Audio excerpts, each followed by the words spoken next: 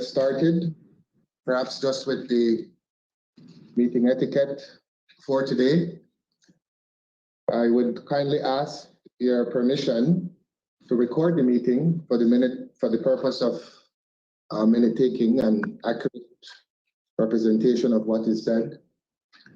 I would also ask that you keep your microphones muted unless you're speaking on the floor. And when you're speaking on the floor, if we can kindly ask you to keep your cell phones also on mute. We ask that you use the video feature only when you're speaking to conserve the bandwidth.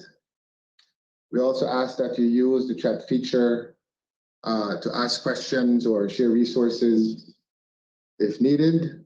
There will be an opportunity for ministers to take the floor and head of delegations.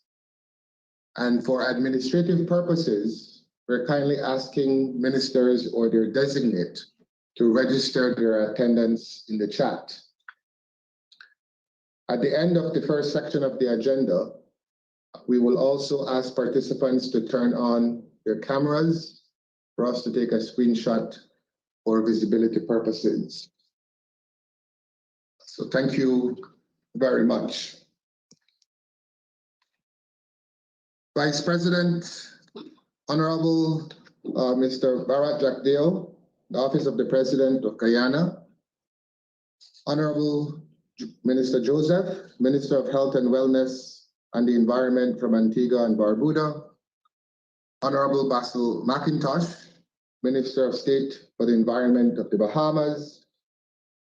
Honorable Orlando Habet, Minister of Sustainable Development, Climate Change, and Disaster Risk Management of Belize.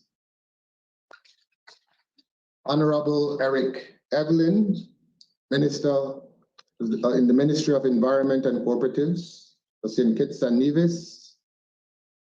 Minister Honorable Carlos James, St. Vincent and the Grenadines, Ministry of Tourism, Civil Aviation, Sustainable Development and Culture.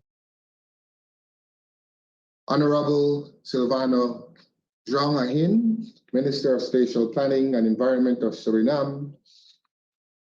Minister, Honorable Senator Dr. Amory Brown, Ministry of Foreign and Caricom Affairs of Trinidad and Tobago. Minister Walter Roban of Bermuda, Ministry of Honorable of Home Affairs. Her Excellency Wendy Morton, MP, Parliamentary Under Secretary of State, on behalf of COP26 President-Designate Dr. Professor M. Taylor from UWI, His Excellency Aubrey Webson, Ambassador Antigua and Barbuda, other distinguished ambassadors, permanent secretaries, invited guests, a pleasant good morning.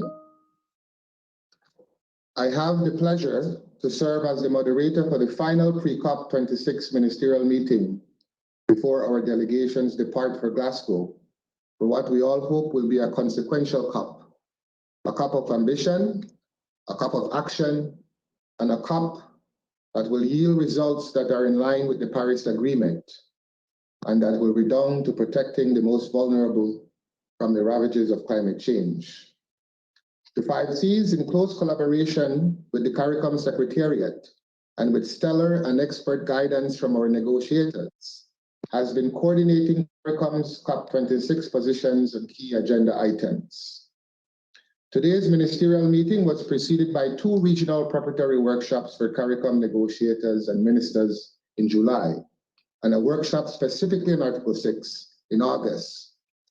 On Monday of this week, the 5 Cs had the privilege to brief the Caricom heads of government on emerging Caricom positions and expectations for COP26. Distinguished ministers, ambassadors, permanent secretaries, and colleagues, it is no secret that the region is on the front line of the war on climate change. We can't win this war by going at it alone. We know we are stronger together. We know that when we amplify our collective voices in the climate change negotiations as part of AOSIS, that we get better outcomes for Caricom and for SIDS. As such, I am hopeful that the outcomes from this meeting will reflect the urgency of the moment, the strong solidarity among Caricom, and the level of ambition that will keep 1.5 within reach. Finally, it is especially fitting to rely on the words of Honorable Gaston Brown, Prime Minister of Antigua and Barbuda, and Chair of Caricom, to guide our discussions today. At the recent Caricom Heads of Government meeting, Prime Minister Brown reiterated the fact that climate change is the greatest existential threat for the region, and that it is imperative that Caricom employs a harmonized approach and harmonized messaging, both as individual states and as a collective. I trust that we will be guided accordingly. With those few words, I ask that we adopt the agenda for the meeting, and we seek your agreement to increase the discussion time if needed under agenda item 3.2, the interactive discussion. I will assume the agenda is adopted. Thank you very much. At this time, I have the distinct privilege and pleasure to invite Dr. Carla Barnett, Secretary General of the Caricom Secretariat, to deliver the opening address. Dr. Barnett, you have the floor.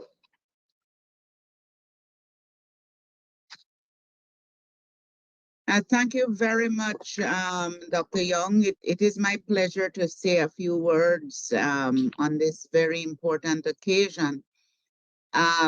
It's a little bit unusual. I am in transit. I'm in Miami at this time, sitting in a hotel room, trying to work through how we're going to get all of this done smoothly.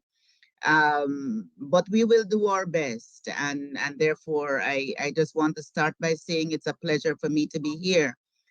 Honorable ministers, my apologies. Let me adopt the order of protocol that was extended by Dr. Young in his introduction. Dr. Young, as the director of the Caribbean Community Climate Change Center, especially welcome Your Excellency Aubrey Weston, the permanent representative of Antigua and Barbuda to the UN and representative of the chair of AOSIS in this meeting. Recognizing as well, I believe that the Honorable Wendy Morton is supposed to be in our meeting today as well.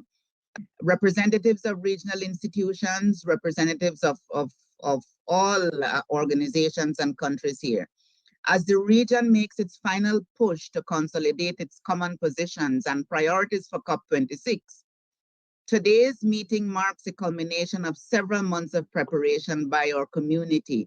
The meetings outlined by Dr. Young held in May of this year, the Ministerial Preparatory meeting in July, the Ministerial workshop on Article 6, which was held in September, and the recent meeting held by the Conference of Heads of Government in special session in Monday of this week. Our discussions have been taking place amidst a hectic schedule of international preparatory meetings, which saw active participation by Caricom. This iterative process allowed us to crystallize the region's priorities and positions, and these have been collated into the ministerial brief that has already been submitted to our member states. Under the guidance of Caricom lead negotiators in the key thematic areas, a Caricom ministerial declaration was prepared to lay out the region's main expectations for a successful outcome to COP26. This is on the table before ministers for adoption at today's meeting. In addition, the heads in their special meeting on Monday, on Monday last, agreed with those positions, but they have gone ahead to suggest and request that as we move forward in these discussions leading up to COP26 and after, we ensure that we adopt a nuanced and a strategic approach on carbon markets in particular, and that we pay particular attention to our own participation in those markets, whether it's a market for carbon being sourced from the forests or the oceans. This is an area that will require the relevant regional institutions in our community to work together closely with specialists in our member states. Honorable ministers, I am sure you will agree with me when I express sincere thanks for the sustained and continued engagement of our team, and for the outreach by the UK government in the approach to COP26. This continues today as we welcome the UK Parliamentary Under-Secretary for State for European Neighbourhood and the Americas and a representative of the COP26 presidency. In addition to reaching out individually to member states, the UK government has partnered with the community to hold a number of high-level ministerial engagements as well as sessions with other stakeholders. These engagements place sharp focus on the common priorities for Caricom and the COP presidency and underscore the strong partnership of the UK government with the region. We welcome their pledge to amplify the voices for small island developing states, and the opportunities provided to share our concerns. It is our sincere hope that the recommendations and solutions provided by SIDS will find their way into the outcomes of the COP. Let me also warmly thank and congratulate Dr. Young and his team at the Caribbean Community Climate Change Center for their hard work in leading the region's preparation to participate effectively in Glasgow. As we continue to prepare for this crucial COP26, we must do so fully aware of the need for collective action to support adaptation and mitigation at the national, regional, international levels. We have overwhelming evidence, scientific evidence, from various IPCC reports of the particular threat that uncontrolled temperature rise will have on SIDS. We remain concerned about the level of ambition in submitted nationally determined contributions. There is the urgent need to close the emissions gap to maintain global warming to well below 1.5 Cs. For the region, it is critical that COP26 calls for new NDCs with 2030 targets that are consistent with the 1.5 degrees temperature goal and credible net zero by 2050 long-term strategies before the global stocktake in 2023.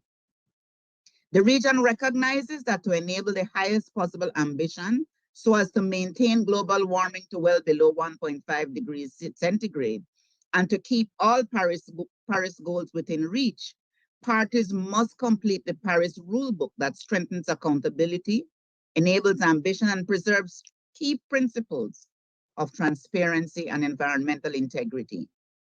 As we demonstrated at our ministerial discussion on nature-based solutions, many of the remedies require international political will and broad consensus in key institutions to address the impacts of these issues on SIDS. Multilateral bodies will need to deliver on the various commitments made to address SIDS problems, recognizing their position as a special case for sustainable development and one of the groups of states in special situations.